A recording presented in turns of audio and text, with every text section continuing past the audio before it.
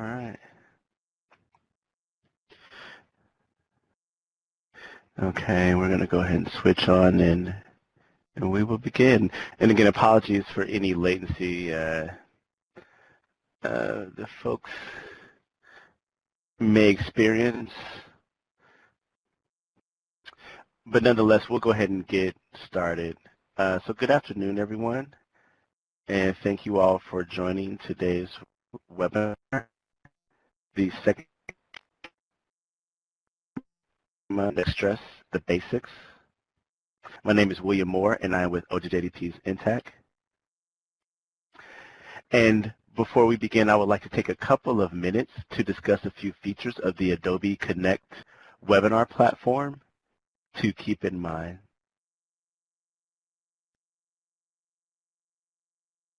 Please note that this webinar is brought to you by our colleagues at the Innocent Justice Foundation.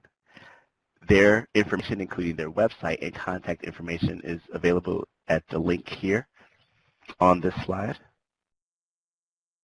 Please note that today's webinar is being recorded. Our webinar will be linked to our YouTube page at a later date after today's webinar. For those wishing to download a copy of important documents and resources related to today's webinar, you may do so by locating the handouts pod directly above the chat area. Here, you will find the webinar PowerPoint and then FAQ, frequently asked question, for webinar participants likely address questions. Simply click on the name of the document and the download button.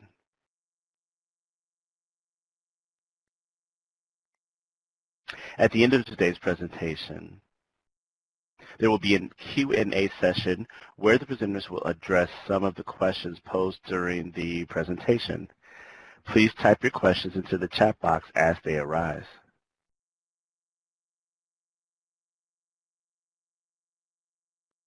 Okay, and I'm being told that I'm going in and out, and so I do apologize, but no worries. Hopefully folks can hear me decently. If not, and make sure I switch my audio after I do the housekeeping here. All right. So for those of you joining today's webinar in a group, please take a minute to help us count. If you're viewing by yourself, there's no need to type anything at this time. However, if you're viewing in a group, go to the chat window and type in the total number of additional people in the room with you today. If you're viewing alone, there's no need to type anything at this time. But for those that are in a group, please type in the total number of additional people in the room with you today.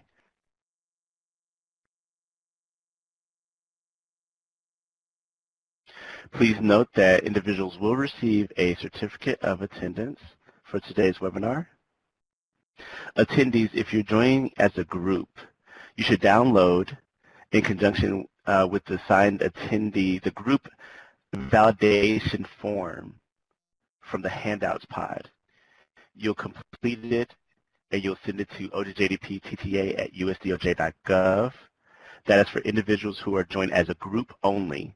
If you're joined as a group, please complete the validation form so that we can validate the additional individuals who are joining so that they may receive their certificates.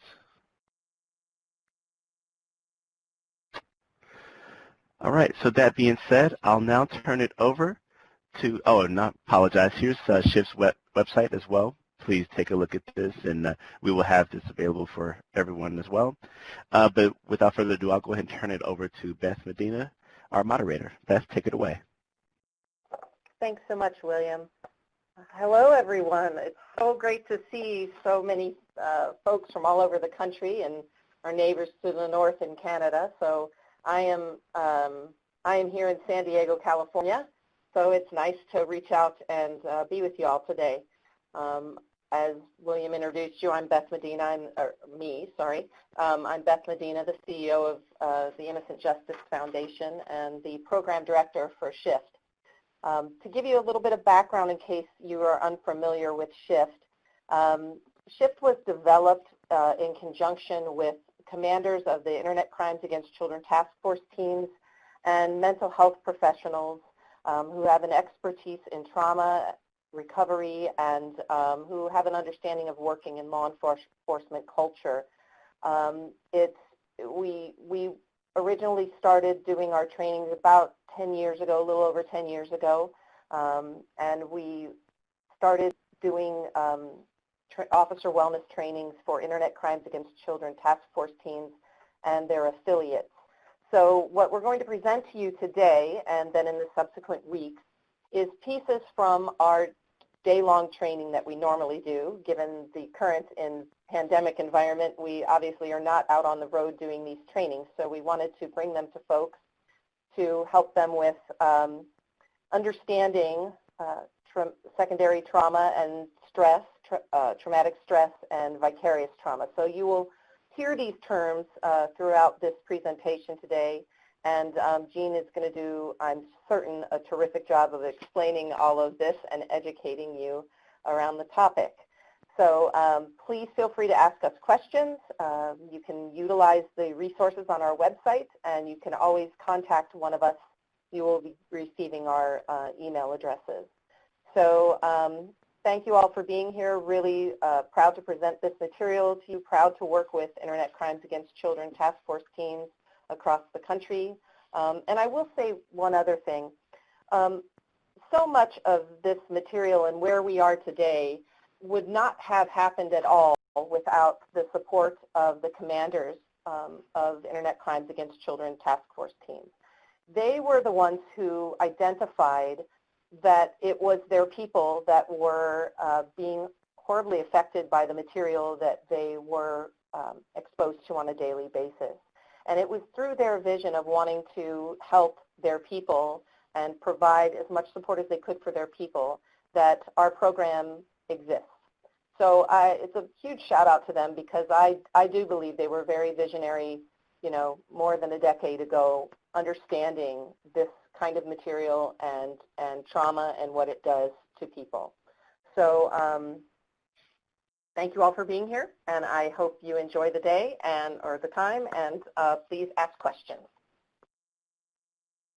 Jean, I'll turn it over to you. Thank you, Beth. My name is Jean McAllister. I am trained as a social worker. I have been a consultant and trainer with the SHIFT program for, I think, starting the second year it was in existence, for that long. And it's one of the great joys of my life to be able to work with people around identifying and preventing secondary and vicarious trauma, because I think it makes this work that we are also committed to much easier on us, and it prevents us from having negative impacts. So thank you for allowing me to spend some time with you today. I'm really excited about moving through our training today. The objectives for this session are to give you a basic introduction to secondary trauma and traumatic stress, and to explain how our bodies respond to trauma and stress, because that's where the responses start, is in our bodies. And then we'll talk about other impacts, the 5 areas that are impacted by traumatic stress and secondary trauma in a broader conceptual basis of our lives.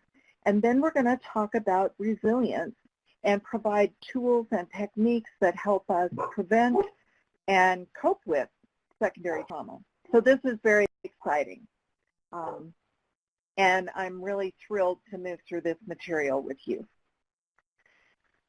So when we're talking about secondary trauma, we're talking about what happens to us essentially when we're exposed to traumatic material or trauma.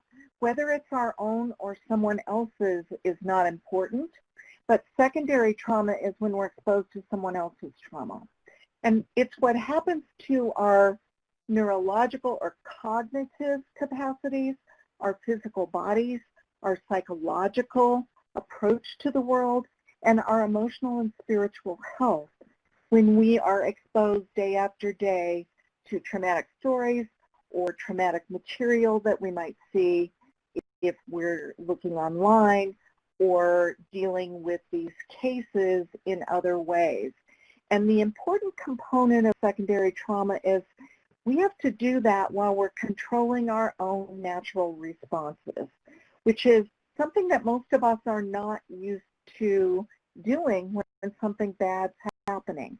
And although we learn that and are trained about that, particularly in law enforcement, prosecution, victim advocacy, the fields we might be addressing today, we often have strong personal responses to the things that we're seeing and hearing and engaging with on a daily basis, but we can't address them immediately, which means we have to pay attention to addressing them in other ways in our lives, and that's really important.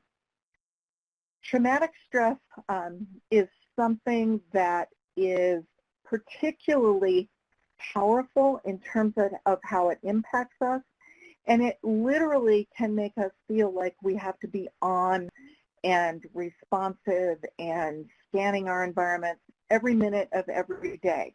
The brain on fire as a visual image is very apt for what it can feel like when traumatic stress is impacting us and it's interfering with our daily functioning, with our relationships, sometimes with our physical health. So it's really important to understand the nature and potential destructive impact of traumatic stress as we're going through this material. Secondary trauma and the potential negative impacts are typically a gradual process. It's not something like you hear about trauma for people in the general public. They have a horrific experience and then their lives change rather dramatically. When you work in law enforcement, when you work in prosecution or victim advocacy, you're exposed on a regular basis, and we all develop some coping skills. But sometimes we assume that those coping skills are addressing all of the trauma, and it's typical that they are actually not doing that.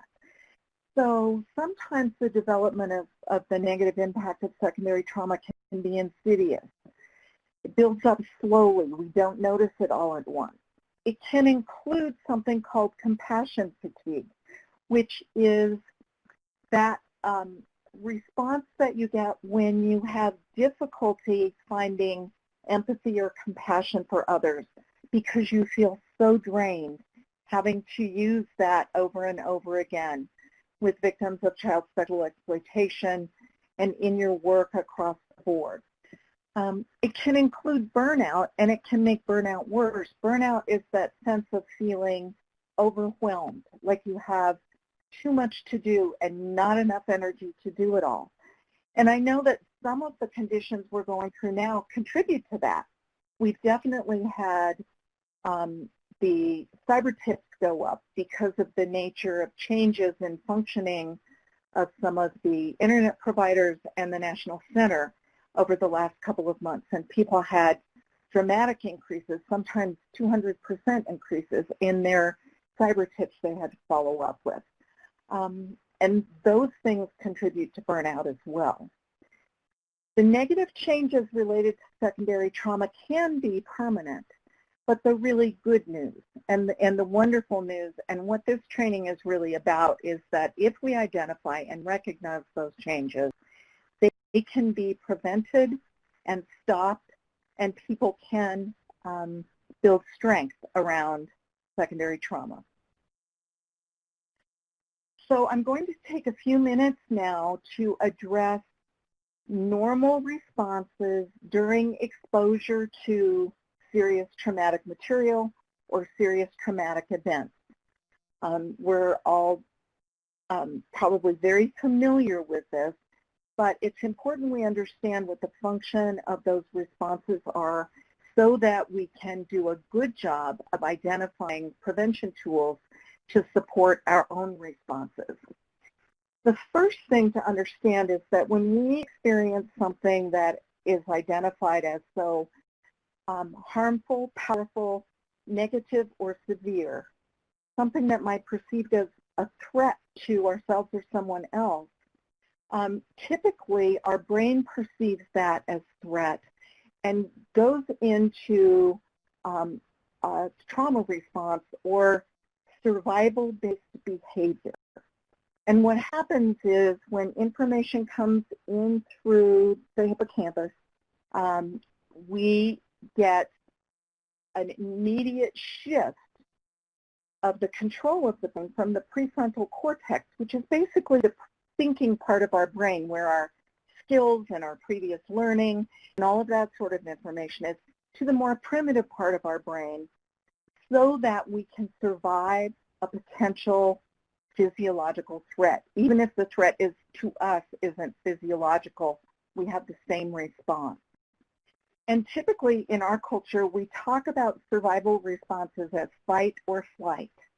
When the primitive brain is in charge, we actually have 3 basic responses: fight, flight, or freeze.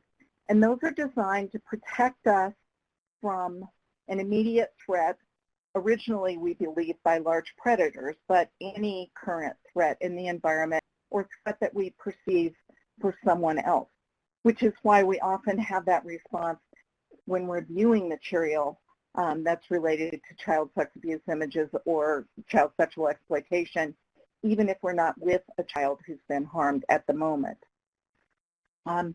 The fight response makes sense to most of us because we know that if we can successfully fight off the predator or stop the bad thing from happening, nobody will be harmed. The flight response makes sense also because if we can escape the bad thing or help a child escape, then we know that they won't be harmed. The freeze response, we believe, is related to our early biological responses to large predators. Large predators honestly don't see detail very often. They see movement. So if we're very still, it's often that the predator won't see us and attack us. And some predators don't eat dead things. So if we're not moving, we may be perceived as dead and left alone. The reality is all of those are normal responses during trauma. They're involuntary. We don't get to choose. They happen based on this very primitive unconscious assessment that the primitive part of our brain is making. What's important to remember is that the research is pretty clear that people who engage in fight or flight responses often have less long-term negative impact from the trauma. We believe for 2 reasons. One, those responses help use up the stress chemicals that are dumped into our bodies to cause the trauma response.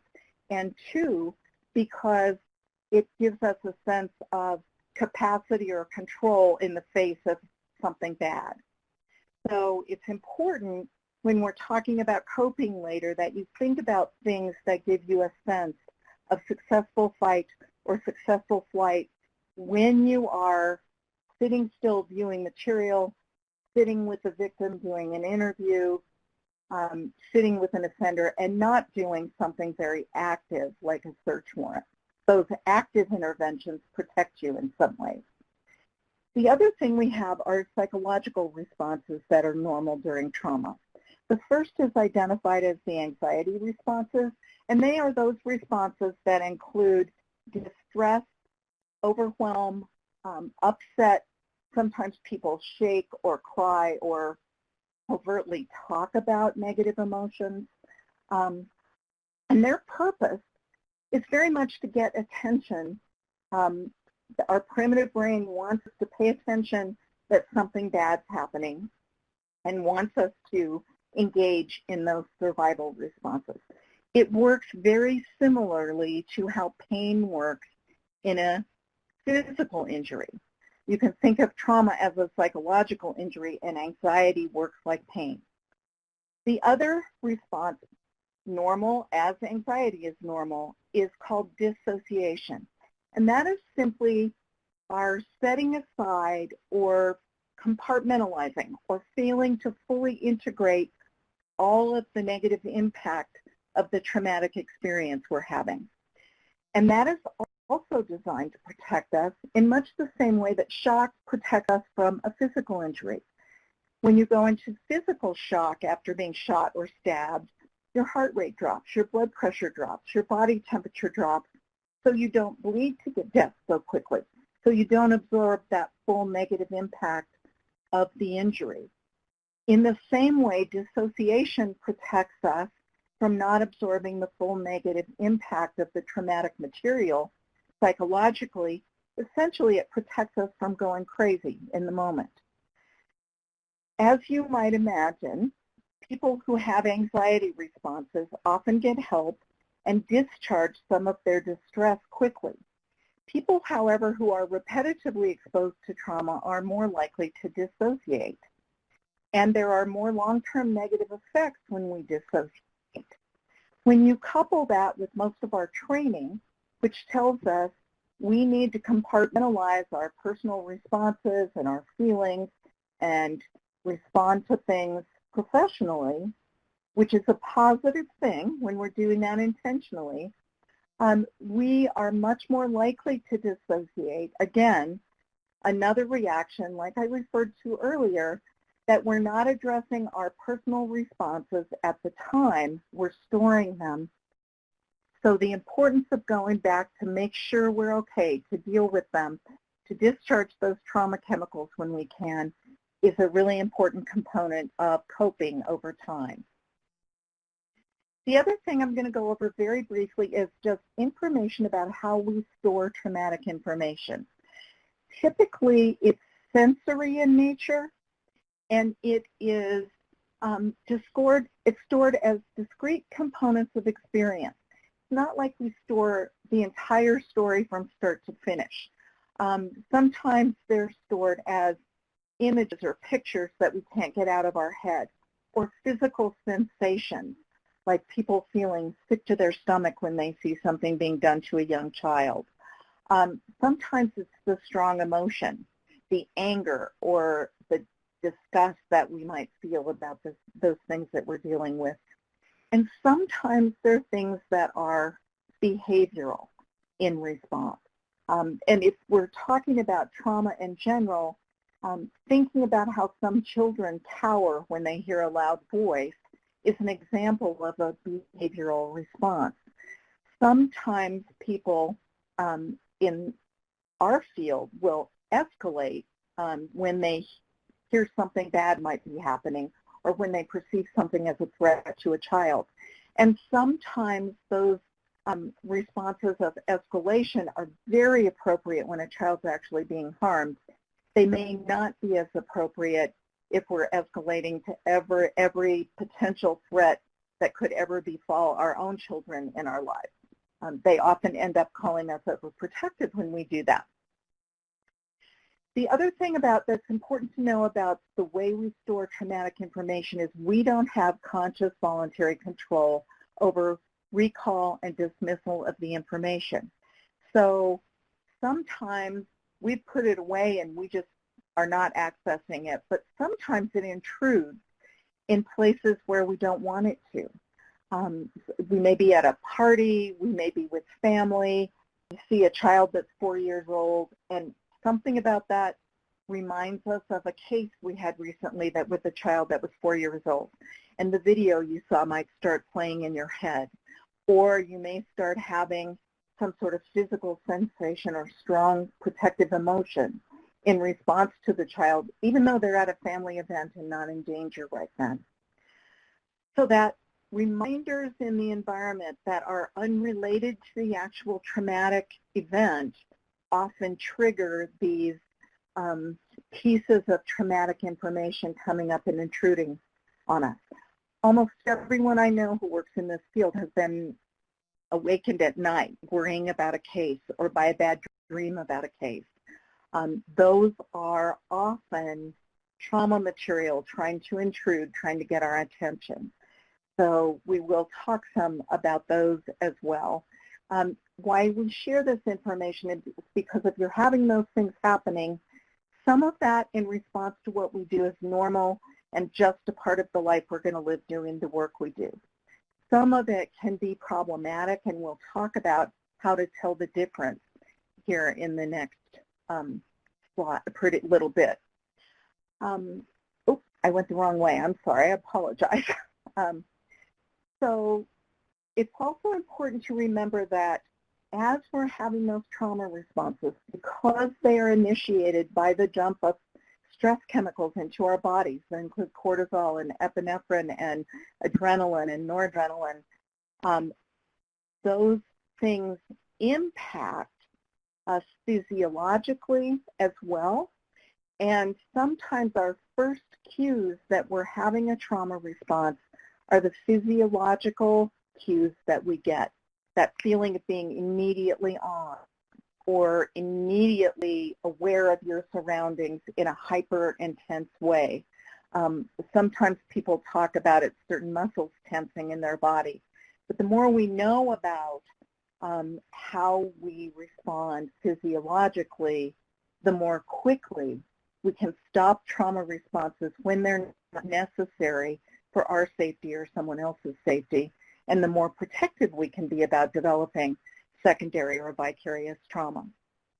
Now, one of the things that people sometimes ask is, how do I know when a trauma symptom is normal, and how do I know when it's really something that I should pay attention to and it's troubling?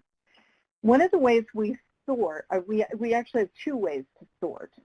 One of the ways is how persistent is this trauma symptom? How persistent am I thinking about this case or these cases or remembering those pictures or worrying about that child?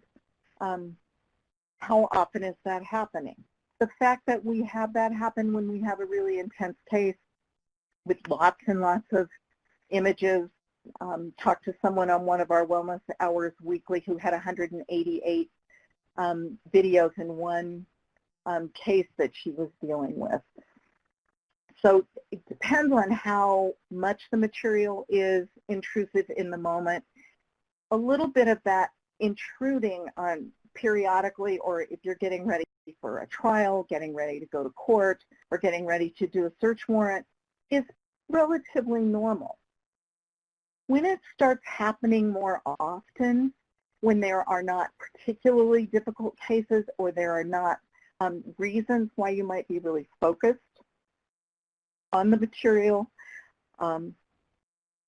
that's when you really need to do something to address it. And if it's persistent, if you can't stop having that material intrude, then those things are at the level where they're problematic and you really need to get some help. The other measure is how intrusive is it into your non-work life or into your regular functioning. So waking up worrying about a case and being able to get back to sleep and not waking up feeling exhausted is relatively non-intrusive for most of us who've done this work. We now know how to cope with changing sleep schedules. We know how to cope with things that bother us some, and we can typically move through life without very much intrusion. When things are mildly intrusive, they're either impacting your physical well-being, like your sleep, whether you're taking breaks, whether you're eating regularly, or they're impacting your relationship. Your partner or your children are saying, you're really crappy when you come home from work all the time now, or how come you're spending so much time at work and you don't come home, or you don't come out of your room if you're working at home. When we get those cues that things are problematic, either because we're having trouble with sleep, we're feeling not well, we're not eating right, or we have people around us who care about us telling us they notice, that's a warning sign.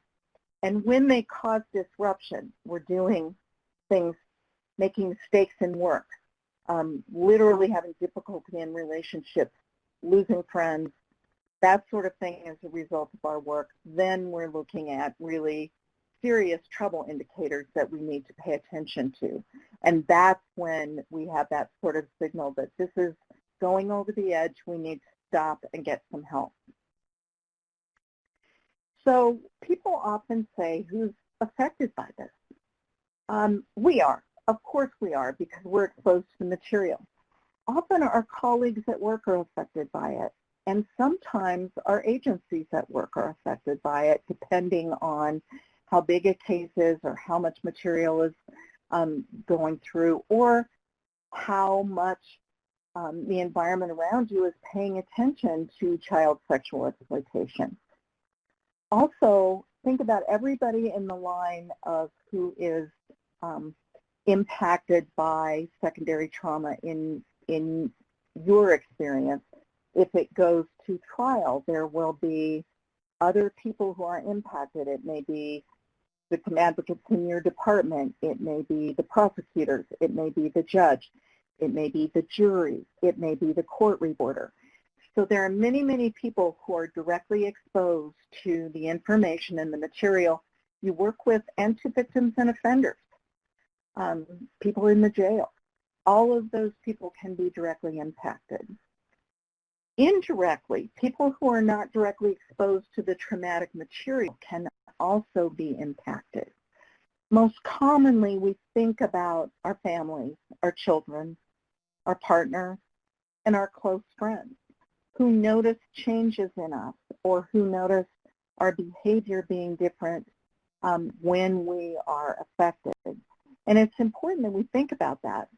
Some of my close law enforcement colleagues talk about people they used to know, or how many friends they've lost, or how their social circle has closed as a result of the work that they do. Sometimes because people don't want to hear about it, but sometimes because of the impacts of secondary trauma and how we don't perceive other people to be safe in our world if they're not doing something directly related to our work. Other things that can compound are really related to what happens professionally. The quality and availability of your supervision. And we have talked to people from around the country and even other places in the world that describe things all the way from my supervisor doesn't even want to know about my cases to I have great support and supervision, and I can review a case with my supervisor at any time and get tips on how to handle things. So that can impact how much you're experiencing trauma. The more supported you feel, the less likely you're going to end up having negative trauma responses over time. As I said earlier, increasing workload can really, especially when we don't have additional resources, can really impact people's capacity to handle the trauma that happens to them.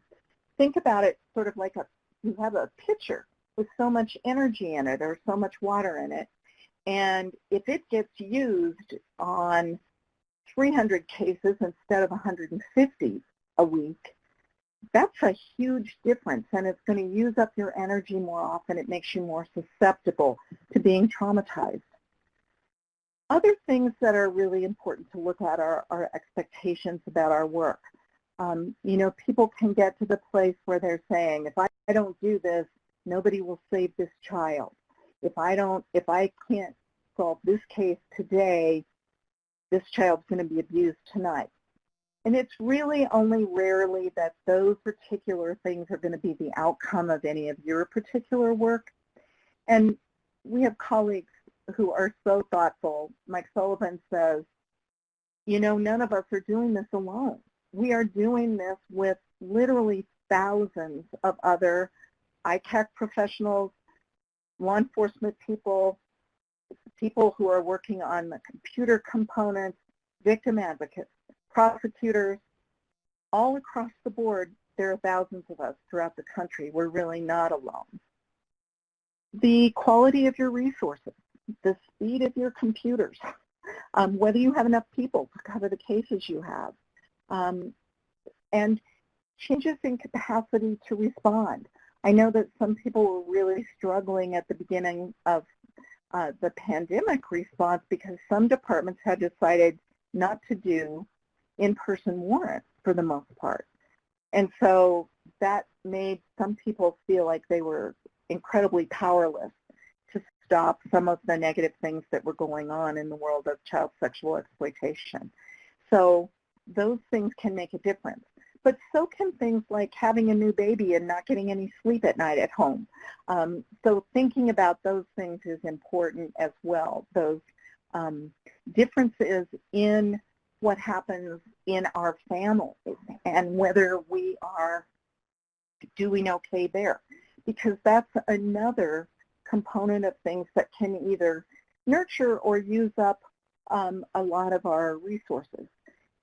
A lot of times family is one of our strongest supports and one of the things we value most.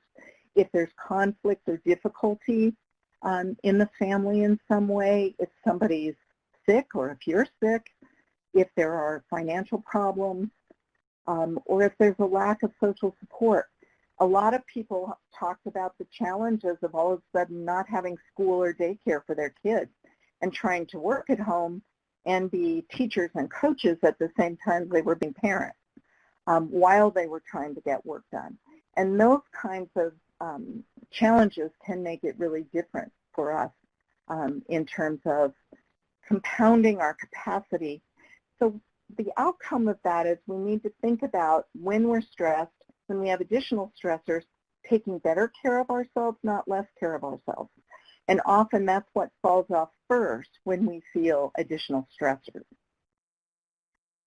A couple of things about the neuroscience of resilience, or that ability to bounce back from difficult things and cope well with difficult things. The less times we activate, and activate means the fewer times we access those trauma responses that are accompanied by stress chemicals in our system that escalate all of those things that are survival-based, but that also are not helpful when we're not really at risk, then the less trauma we have and the more resilience we develop. So learning how to either not have or stop trauma responses when nobody's in immediate danger is going to be a really important part of coping.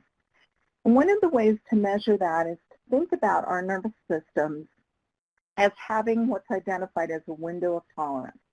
That's when we are basically calm, cool, collected, operating well, we can access all of our previous learning, we have good judgment, and we're not responding out of any overtly negatively emotional things. We're not having trauma responses. We're really operating at optimal capacity. And you can feel when you move out of that optimal capacity place. And we honestly have broader windows of tolerance for negative things than a lot of people who have never been exposed to this kind of work do, because we learn to cope. All of you have some strengths that you are really enjoying as a way to help you do this work, and identifying them and being conscious of them is helpful. But there's also something that can help with the actual stress chemicals, and particularly cortisol, which we experience during trauma, and which is also one of the things that can stay in our system if we don't effectively discharge the trauma. And that's actually a stress antidote. It's called oxytocin. And it is the attachment chemical. Some people talk about it as the chemical that causes women to agree to have a second child, because it makes you remember the good things about attachment rather than the hard things about attachment. It literally calms our nervous system. It literally combats cortisol and the negative effects of cortisol. The only other thing that does that is movement or physical activity. And then it allows us to return to that window of tolerance more quickly. And the really wonderful thing about oxytocin is You don't have to be with somebody who loves you or cares about you or supports you. You only have to think about them. And that causes the same chemical to be released in your brain as if you were in the room. Think about how often you thought about one of your children and had just this something funny they did or something sweet they did, and you just feel like your heart warms, or you notice there's a smile on your face when there wasn't there before. That's the effect of oxytocin. And we can all experience that intentionally when we learn to do so. And for those of you who don't live with families but live with the animals, oxytocin works with animals as well. So that's just a plug for those of you who love dogs as much as I do. And now we're to the good news part of this presentation that I've been talking about all along, which is that we now know that people who experience trauma and successfully integrate it or recover are actually stronger and more resilient than people in the general population. We are actually better off overall than other people, and that's powerful. So this job that can put us at risk also has a lot to offer. And research that was done after 9/11 across first responders and everybody else in the country, all of the layers, people who lost people, people who didn't lose people, people who were injured, and people who just got afraid from watching it all on TV, this research identified things that make a difference for people long term. If they're engaging in these things, they're less likely to have long-term negative impact from trauma and more likely to build that resilience or capacity as a result of trauma. And you'll notice that the first of those is the presence and use of social support. That means you have people around you who support you and you let them support you. That's a really important component, and that's by far and away the strongest predictor, regardless of anything else. So if you find yourself isolating, that's a risk factor. These other things you will notice, ability to plan and take action, your communication skills, your ability to manage strong feelings. Those things you do in your work every day. So your work is also protected.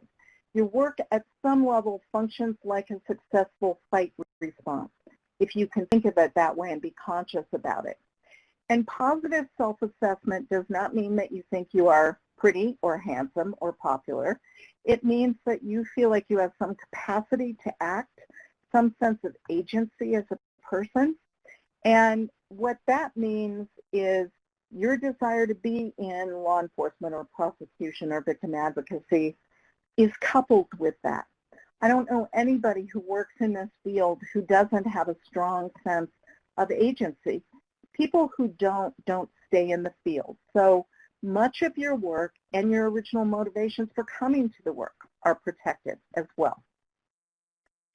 And when you're thinking about ways you might be impacted, we like you to think about all of these different kind of components of your whole self. A lot of people in law enforcement, in my experience, pay attention to the physical component and do a good job of taking care of themselves in that arena because they work out or do things like that. I think sleep can be more difficult, and sometimes eating regularly and healthy food can be more difficult. But when you notice things are off physically, that can be related to trauma. The cognitive and intellectual component, it's just important to know when you're feeling foggy or confused or like you're not as sharp as usual. That can be related to a trauma response. We've already talked about the fact that people around you will notice your emotional responses sometimes before you do and tell you about them. So pay attention when that's happening. Behavioral responses are important as well. And when you see yourself engaging more angry or reactive responsiveness, when you see yourself doing things like maybe you like to have a couple of beers after work or a glass of wine with some friends, you start drinking a whole bottle of wine at home by yourself, that can be frightening. So engaging in things that could lead to some substance abuse to numb rather than talking to somebody or exercising or playing a game with your kids. And then it can also impact how you believe about the world. And some of the ways we believe about the world are different than other people and more narrow. We tend to suspect people more, but we also know when we're sort of over our own difficulty with that. It can impact our faith or our spiritual practice. So all of those things are things we have to look at when we're assessing how we deal with our trauma. And a couple of things we're going to talk about just briefly to cope. When you are working with traumatic material, make sure you're preparing yourself. And one of the ways to prepare yourself is, what is your task? If you're looking at traumatic material, it's not to be horrified by the material. It's typically to try to identify specific kids or for specific behaviors or specific offenders. So make sure that you're focusing on the task at hand, because that feels more like a successful fight response. Pay attention to your own responses. Notice things that bother you more than others. Notice things that you have to pay attention to differently. And make sure you have more support when you have things that are harder for you. To this day, because I've worked so much with child sex abuse and other forms of trauma against human beings, I cope pretty well with most of that most of the time. I absolutely know that when I am exposed to animals being hurt, I have almost no coping skills, because that's something I don't have to do very often, and I'm almost always going to have to get support. So we need to think about those things. What are the places we need support? And then you can also learn to de-escalate your own physiological response.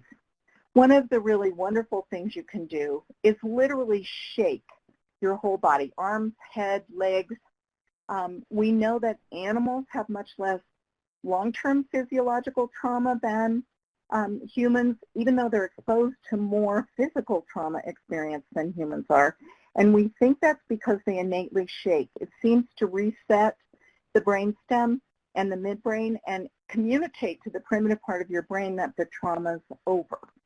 I wouldn't recommend doing that in public, but you can always do it in your car or in your office, and you can tell your friends about it and have fun with it sometimes. We've got a great short video about shaking on our website. The other thing you can do is make sure that you're aware of your tension, posture, and breath, so you can kind of make sure that you are de-escalating your physical responses. You tighten into your tension where you get tight muscles, tighten it up, and then release it voluntarily, and take a deep breath.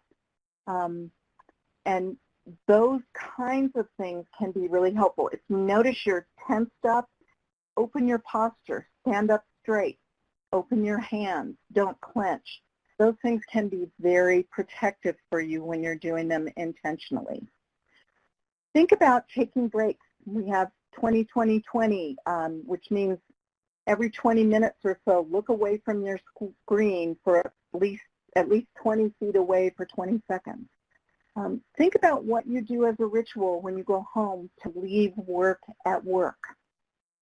Anytime you do physical movement, whether it's a strenuous workout or walking down the hall to get a drink of water, is protective because you're using those stress chemicals. Make sure that you're planning. If you're worried about something, write down what you need to do about it the next day so your brain doesn't have to keep reminding you that you're worried about it, and you can go back and see the notes on your desk or in your drawer when you return the next day. Think about writing down how you're feeling so that you can let go of it, and setting realistic expectations for a workday.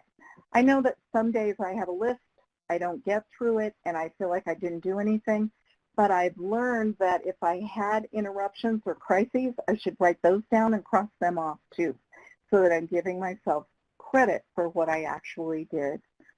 And making sure that you take time to transition to work and home from work effectively is really important. Having a uniform and a weapon is helpful because you take those things off often when you go home and you put them on when you go to work, but everyone needs those transitions to get through. And ultimately, understanding why you do this work, what the meaning is for you, whether it's protecting children, making sure the bad guys don't get to win, whatever your meaning is, that's protective. And we want you to be able to be consciously aware of that because you are giving so much to the community. We want you to own that and know about it as well, not just others. So I'm going to wrap up now so we have time for a few questions. I will ask Beth to kind of decide which questions I respond to. Our contact information is here. If you want to contact either Beth or I or Gabriella or Gabriella's staff at the Innocent Justice Foundation and the SHIFT program, we can help at any time. Thank you so much, Jean. We have a question here that says, what can we do for someone who, so if someone doesn't have any support, what are the kinds of things they can do for themselves to help with recovery? I think that's a really great question. And I think it's easy to feel like there is no support at all sometimes, particularly if you're in a department by yourself and you're the only person working ICAC cases. So I would recommend that you do some of the self-care things that I talked about. Make sure that you're regularly moving during the day, that you're taking breaks. I would also recommend that you try to identify someone in the ICAC, maybe the command in your state, some other person. Maybe they're in a completely different side of the state, but who you could have a phone call with once in a while or do some text messages about a case so that you feel like you're not totally alone. I know that sometimes our supervision structures aren't very strong. If you can get to meetings where people are talking about these kinds of things, if you can attend trainings, if you can connect with other people from your community after going to some of these trainings. And I know that's more difficult online, but those things are really powerful. And sometimes it's about developing some support in the community that isn't about working in IPAC, but having some other things that you do. Have you been engaged in sports? Do you belong to a book club? Do you belong to a faith community? It could be a gardening club. It could be the group who goes fly fishing or who runs together. Having something that you look forward to that's good for you that is not related to work can be really, really powerful. So thinking about even trying to find some of those things to support you. I know online people are developing things like workout online groups and things like that. So those kinds of things can be important. And another thing can be volunteering to do something really different. I had a close colleague who worked in child protection and worked with these cases her whole career. And she started volunteering with the local animal shelter. And she said it was so much fun for her to be around dogs that were getting rescued and cats that were getting rescued instead of having to deal with fears about children. So there are layers of things that we can do to build in some support in places where we haven't had them. We just have to make the commitment to spending time doing that. Yes, thank you, Jean. I think for me, understanding the importance of making intentional choices to do things that are resiliency building. There's things that we all bring into our life that maybe we don't even realize they're resiliency building that we already do. So for me, it's the identification of that as a tool. Say if you like to run just because it's something you do to keep physically fit, and you never think about that in terms of being, oh, that's a resiliency skill. So it's great to be able to categorize that as a resiliency skill or understand that as a resiliency skill and intentionally choose it, because we know that when you intentionally choose a response, that sets the neural pathway more strongly set anyway, so that you can, it becomes like second nature then to respond when you're in challenge. That's really important, Beth. And you know, another thing I think about is identifying what we're grateful for on any given day. Yeah. And sometimes those things, there's so many things that are amazing in the world. Like, are you grateful it didn't rain today or that it did? I think about how every morning my dog gets me up and he wants me to go outside with him and do rounds in the garden, go walk around all the whole garden, look at all the flowers, look at all the vegetables, and he gets very upset if I don't do that. And what that does is give me a beautiful start to my morning, and I feel so grateful for that from this crazy, wild, fuzzy dog that makes a difference. But often we have little things that we can just notice our gratefulness for, and that also tends to be related to resilience. Yes, yeah. And the piece about, I always think about the piece of how important the relational group is, that, you know, the number one characteristic of a resilient person is not just the presence of, but the presence and use of social support is so very important. That's why intentionally connecting with people who might be supportive to you, either directly about work or in other ways, is a really important component of that. Often we feel very lonely, and there are more ways to contact people than we know typically. And one of the things we have happening right now while people are still responding to the pandemic in some ways is we have wellness hours online 4 times a week. And I know that Gabby or Beth could send you the information about how to sign in for those wellness hours, where we just have people on who want to call in and talk about what they're doing to take care of themselves or get support.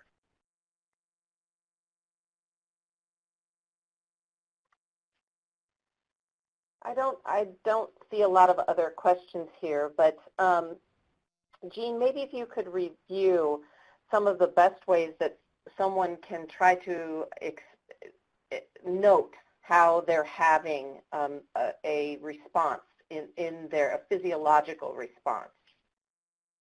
Okay, I will do that, Beth.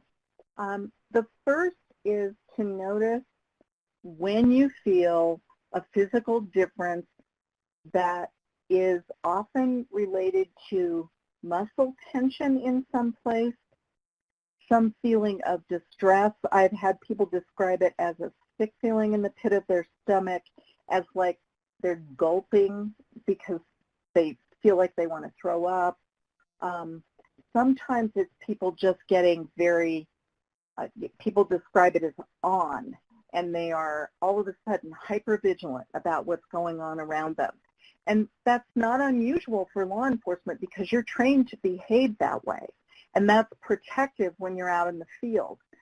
When it's not as protective is when you're in your office viewing material or writing a report, or when you're home with your kids and they're not at risk.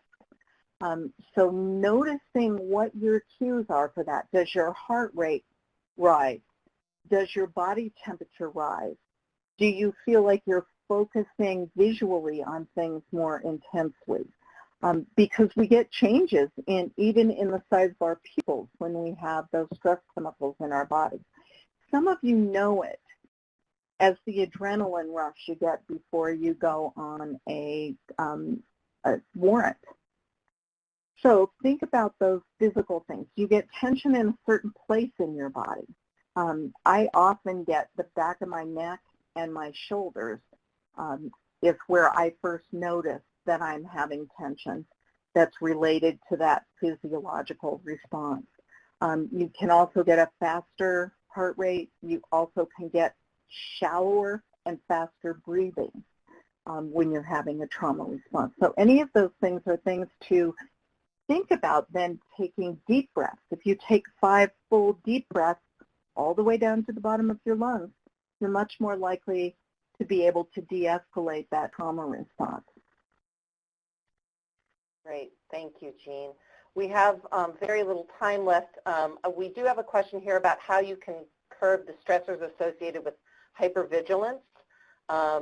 We only have about a minute left, but I don't know if there's something that right off the top of your head you can share really quickly about that.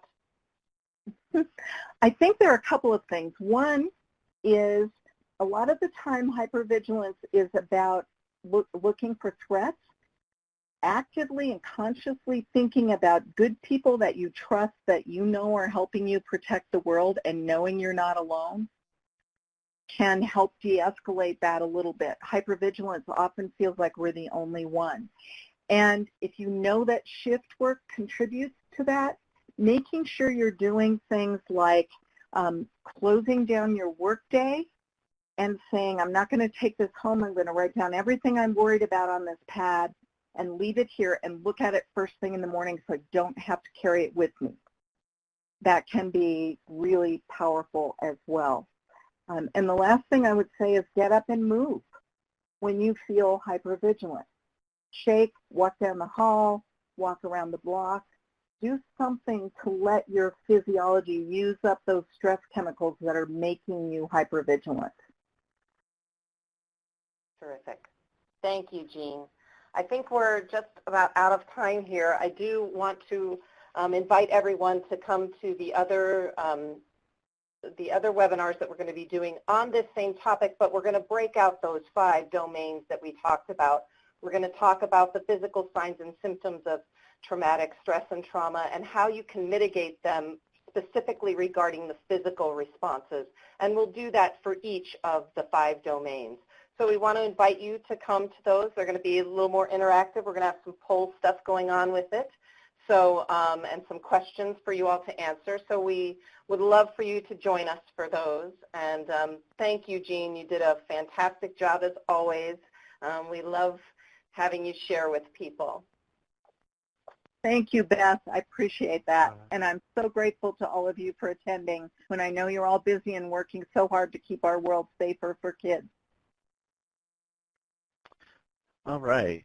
Great. Well, thank you all. Appreciate everyone for providing or for your patience, and thank you all for joining today's webinar. Before we wrap up, I'm going to just close this out with just a couple of brief announcements. Please note that you can indeed contact NTTAC on the contact information located here on this slide.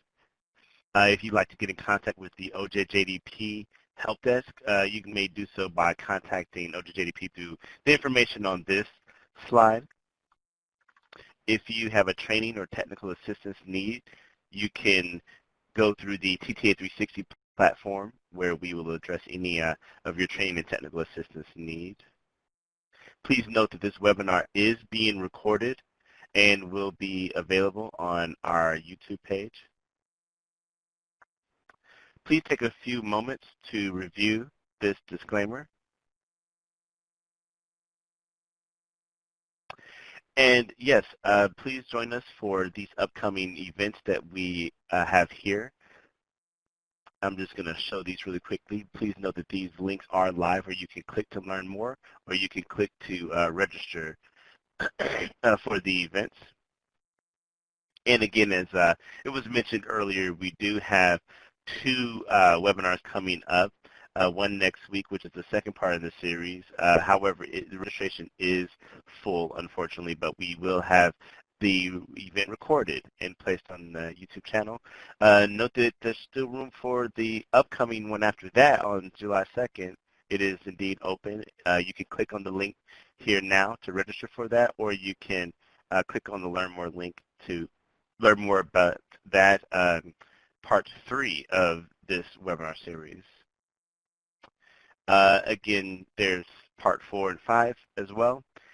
Please note that, again, you can click on the links here and register, and also the Learn More links there to learn more about each of those upcoming webinars that, again, are in the same series. So please do register. If you love today's webinar, you will love the additional and subsequent webinars that coincide.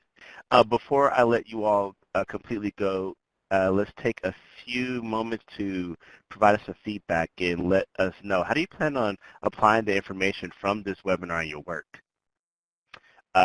You can select multiple answers here. Don't feel like you need to just only put one. We have many answers that you can provide here, so just let us know, how do you plan to apply the information from this webinar in the work that you're currently doing? And again, you can select multiple options here, so feel free to complete that. And that being said, I'll leave this up for folks to go ahead and fill out, to click on and identify. And that being said, thank you all for joining us today. Have a great afternoon. Goodbye.